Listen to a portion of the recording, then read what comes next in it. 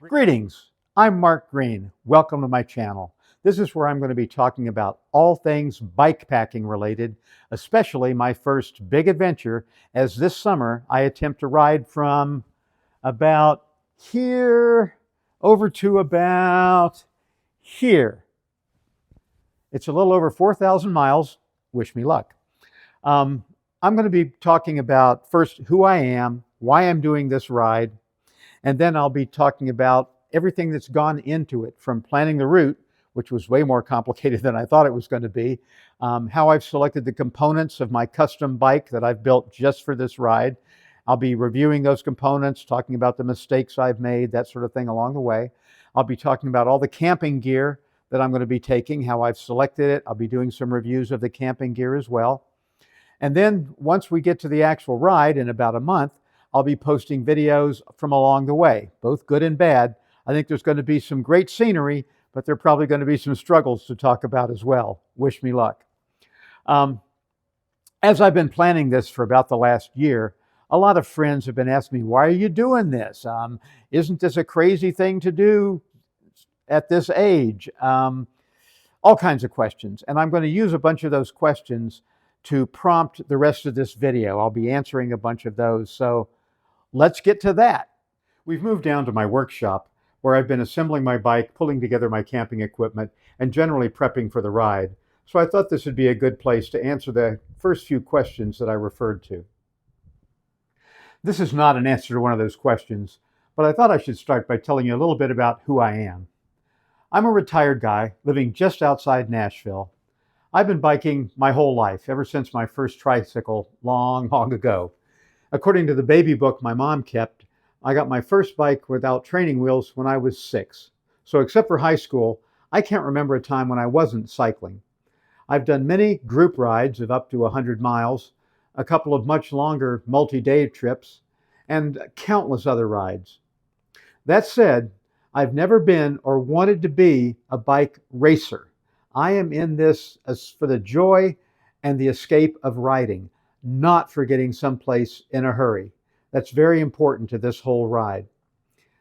I've also been on countless backpacking trips, beginning as a Cub Scout back in the 1950s, and through my years as a Boy Scout and 35 years as a Boy Scout leader. And probably I've been on as many backpacking and camping trips outside of scouting with friends, and especially with my 2 sons. I just love to be outdoors, and especially in the woods. I should probably have led with this. Bikepacking is probably a term you haven't heard. It's somewhat recent, and it refers to backpacking, but on a bicycle. The bike carries the load, not your back.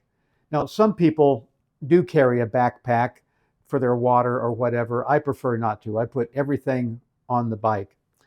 The term bikepacking also usually refers to riding off-road, or at least not pavement.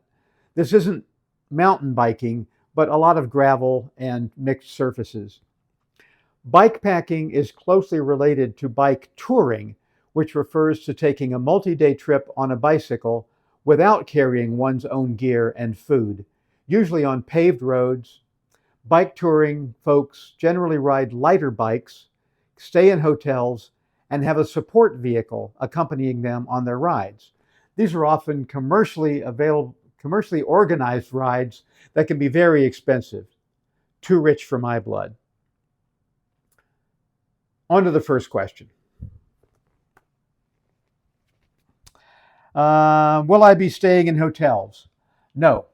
I will be carrying everything I need to camp all along the way. I do expect to stay at a hotel every week or so to clean my gear and clean myself a bit and recuperate. I almost said I'd crash at a hotel, but I try not to use the crash word when talking about biking. I may spend more civilized nights in a hotel or whatever if there's a forecast of persistent severe weather or if I'm ill.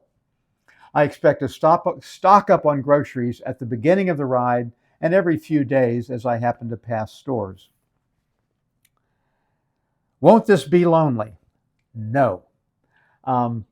I love to be alone on my bicycle, and that's why I started this whole planning in the first place, was to just be alone, going across the country and enjoy the wilderness. But on the way, I'm planning to drop in on several friends, and I'm sure I'll meet a lot of new acquaintances. But more important, just as I was beginning to plan this trip, my good friend Michael Hull said he would like to ride with me for at least the first month or so. And soon he upgraded that to offering to accompany me for the whole trip. So I expect I'll have a companion for at least as long as his family obligations and work will allow. Michael is quite the expert bike mechanic and has been extremely helpful as I've designed and built my custom bike for this tour. Much more on that later. How can somebody like you expect to ride all the way across the country? That's a really good question. It'll be a really heavy bike, and it'll be carrying dozens of pounds of equipment and food. But I'm a big believer in one foot in front of the other, or in this case, one pedal stroke after the next. I have run a few marathons, been on 100-plus mile backpacking trips, and I routinely ride my bike at least 80 miles on lovely summer days. I say lovely because except for this bikepacking adventure, I'm something of a fair weather cyclist. I don't like the cold and I don't like to get wet. That won't be possible on this trip. But back to the question, no, I'm not exactly trained for this trip, but that's okay. I'm going to take my time and polish off my training during the first few days or weeks of the trip. I'm not in a hurry. I'll go as long as it feels right each day. I won't be constrained by hotels. I will be staying at some, as I mentioned, and any other scheduled obligations. Things will take as long as they take. Now, I'm not an expert cyclist or bike mechanic. It's one of my hobbies and pastimes. But aside from the bike that I've been building for this trip, I only have one other. It's this Athos by Specialized. Switching between this road bike and my bikepacking bike is like going from a sports car to a truck. They are very different experiences. I was out in the country just yesterday, did about 30 miles, and it was just awesome. I love this bike, but it's not right for this trip. It wouldn't make it for the first week. This is a good time to note that whenever I mention something like this bike or someone's website, I'll leave a link in the description down below. There will be a lot of those, as I hope that my experiences, both good and bad, and this channel will be helpful to other bike packers. By the way, if you have any suggestions, anything that I should do differently, any experiences that you've had, please post them in the comments down below, as I'd love to learn from what your experiences have been like. I've watched countless YouTube videos and subscribed to more than a few podcasts during this process. Among many others, the content providers I've found most helpful are Dan Becker and Eric Hansen for up-to-date backpacking tips and gear reviews, Ryan Van Duzer for bikepacking tips and his somewhat overwhelming positivity. Oh my God. Logan Watts and everybody at backpacking.com for all sorts of information.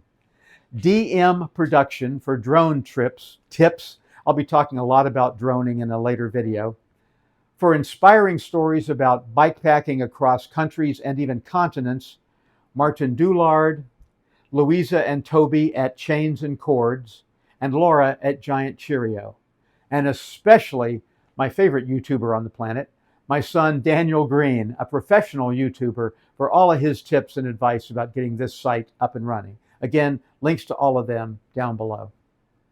The thing that I've been asked more than anything else, I believe it's the next question, yes, is why are you doing this? That's a good question. I think there's several reasons. I love to be outside. I love to be out in the country on my bike. As I said, I was out just yesterday, and it's a Zen experience. And also, my whole life, I've loved to backpack. So this is kind of like backpacking, but a little easier and a lot more terrain can be covered. Also, I love to travel. I've covered literally millions of miles all over the world for business, but there's a lot of the world, and even the USA, I haven't experienced, at least not yet. I'm really looking forward to it. Why such an extreme trip? I've got a little bit of a compulsion, I think, to do things to an extreme. When I started scuba diving, I kept getting trained until I was a master scuba diver. When I went to college, I stayed until I had my PhD.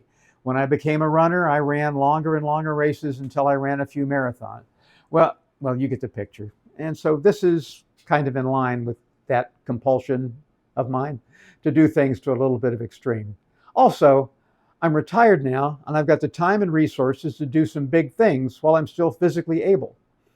My sons and I pretty much expected that I'd hike the rest of the Appalachian Trail pretty extreme when I retired, this time all at once. But now that I am retired, this cycling adventure is much more appealing to me. Okay, that's it for this introductory video. The next video will be pretty much explaining how my dining room table for the last year has been co-opted into this and the result. See you then. Thanks for watching.